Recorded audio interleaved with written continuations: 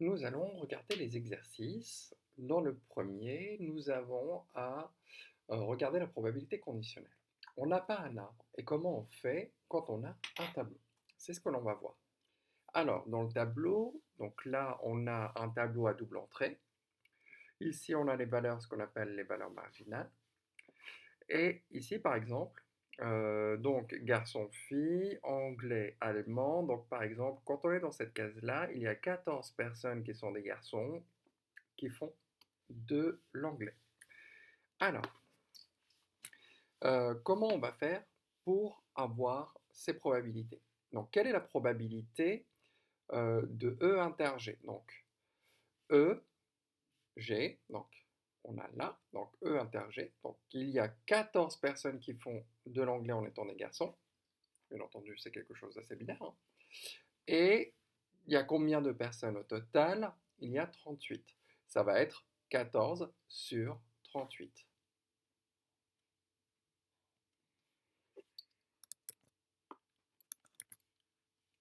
Ça va être 14 sur 38. Maintenant, on va regarder ici. Quelle est la probabilité de P inter F? D inter F. Alors, D inter F, c'est 8 sur les 38. 8 sur 38, que voilà. Maintenant, c'est une probabilité conditionnelle. On sait que la personne fait de l'anglais. Donc, on va se concentrer uniquement sur les personnes qui font de l'anglais. Quelle est la probabilité que cette personne soit une fille? On s'identifie à une fille. Donc là, on va regarder combien il y a de filles, 4, sur combien de personnes qui font de l'anglais. Il y en a 18. Donc ça va être 4 sur 18.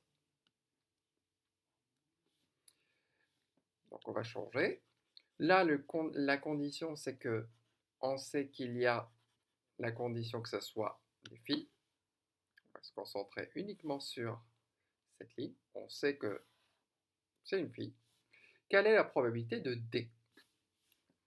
Donc, la probabilité que la personne parle allemand, c'est 8 sur combien? Sur 12. 8 sur 12. Et voilà pour cet exercice. Donc, dans un tableau, c'est un peu plus rapide à faire normalement qu'un arbre, puisqu'il n'y a pas vraiment de calcul, il faut juste identifier. Donc là, on a un arbre que l'on va compléter. Donc là, ici, oui, la première chose, c'est identifier. Qu'est-ce qu'on me donne? Quelles sont les probabilités qui y figurent? On a la probabilité de A qui est de 0,4. On a la probabilité de B sachant A qui est de 0,7. Et on a aussi la probabilité de B bar sachant A bar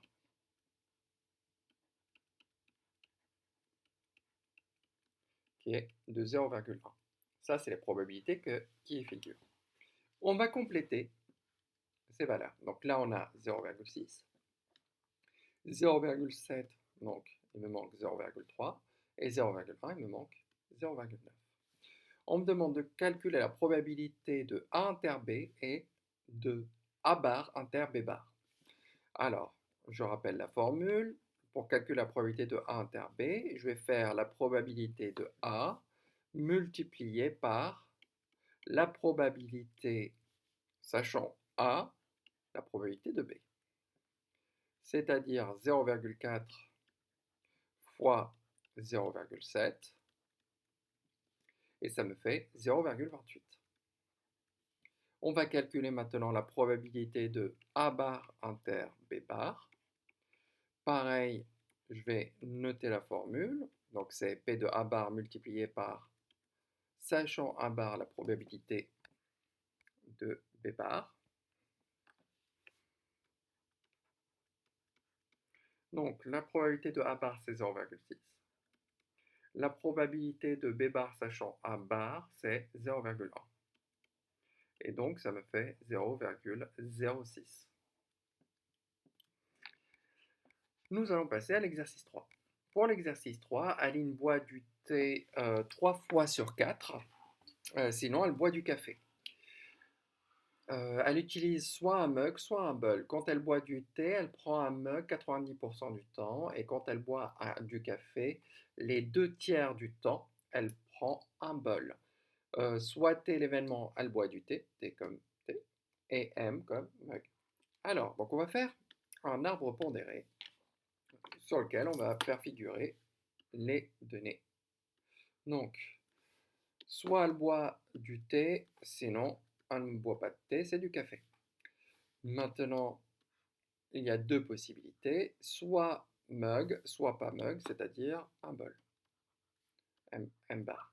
Les événements qui sont introduits, c'est cela. Donc on va utiliser que ces lettres-là, d'accord? Donc ne mettez pas un C si ce n'est pas introduit. Sinon vous introduisez, vous dites que vous rajoutez entre, donc vous mettez C, soit l'événement C, 2 points, elle boit du café, d'accord? Vous l'écrivez.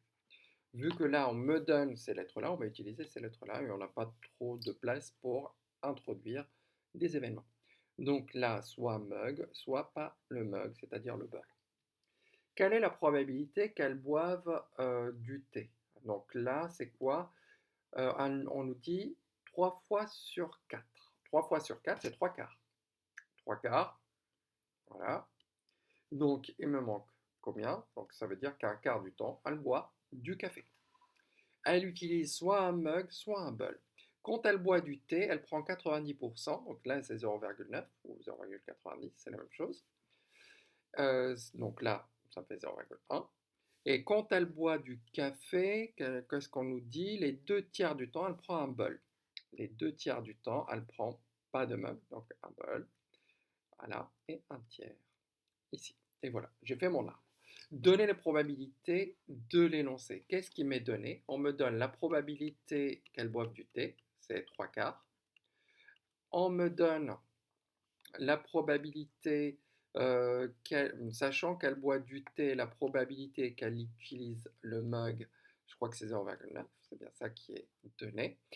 Et la probabilité sachant T bar, qu'elle n'utilise pas donc un mug, c'est ça, c'est égal à quoi? C'est égal à, il me semble, 2 tiers. Et voilà, donc là, j'ai donné les probabilités qui ont été données. Quelle est la probabilité pour qu'elle boive du thé dans un bol? Qu'est-ce qu'on me demande? Donc on me demande quoi? P de T inter M bar.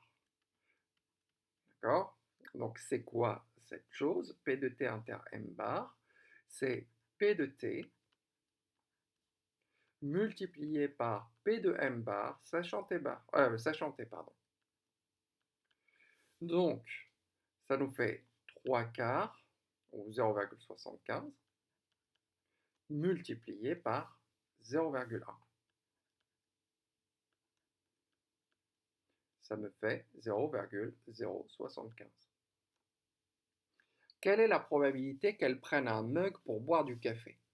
Ça dépend comment on l'entend ici.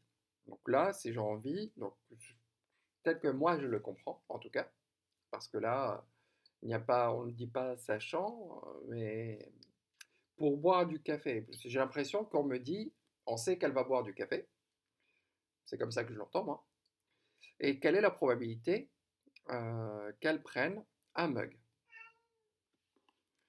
D'accord? Donc, si on me demande ça, ça veut dire que elle veut boire du café, donc là, T bar, sachant qu'elle va boire du café, quelle est la probabilité qu'elle prenne un mug? Donc là, hop, il n'y a rien à dire, là, c'est un tiers.